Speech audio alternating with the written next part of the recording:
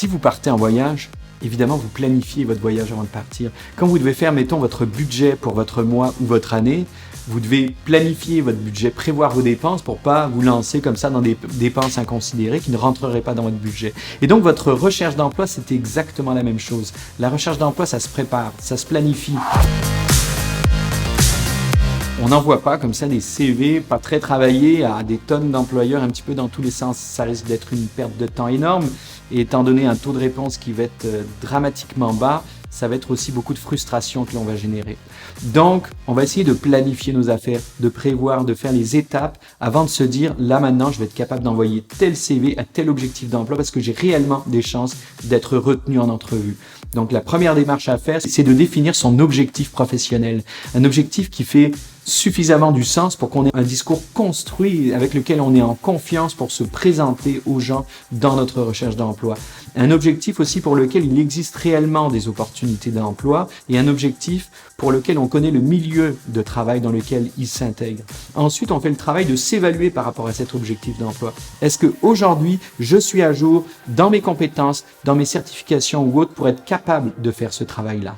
On peut s'évaluer notamment en regardant des offres d'emploi et au travers des offres d'emploi de se dire je réponds à combien de pourcents des attentes de l'employeur en général sur ces offres d'emploi. Si on est proche du 90-100%, ça veut dire que peut-être on peut tout à fait appliquer aujourd'hui à ce poste-là. Si on en est plus loin, c'est qu'il va y avoir à ce moment-là des démarches à faire, peut-être un cours d'anglais, peut-être des démarches de certification, des cours supplémentaires à prendre, de commencer sinon par un objectif plus reculé par rapport à l'objectif final pour mieux connaître le secteur, etc. Donc, une fois qu'on s'est évalué, la chose qu'on va faire ensuite, c'est vraiment de réaliser ce plan d'action qui va nous permettre de rejoindre notre objectif final s'il n'est pas atteignable tout de suite. Si je ne peux pas maintenant appliquer à mon objectif final, il faut bien que je paye mon loyer. Donc, à quel emploi je vais appliquer maintenant et j'ai réellement des chances d'être pris en entrevue? C'est ça qu'on va définir et ensuite, on va définir les étapes qui vont nous permettre de rejoindre l'objectif final. Et pour nous aider dans cette étape du plan d'action, le réseautage va être extrêmement utile. On ne sait pas toujours les étapes qui vont nous faire aller de l'objectif dans lequel on doit envoyer notre CV en ce moment parce qu'on a réellement des chances d'être pris à l'objectif final pour lequel on est peut-être encore un petit peu juste. Bon, pour savoir le chemin pour s'y rendre, le réseautage est très utile parce qu'on va poser des questions aux gens qui vont nous permettre de préciser nos étapes, qui vont nous conseiller sur les étapes à faire pour s'y rendre.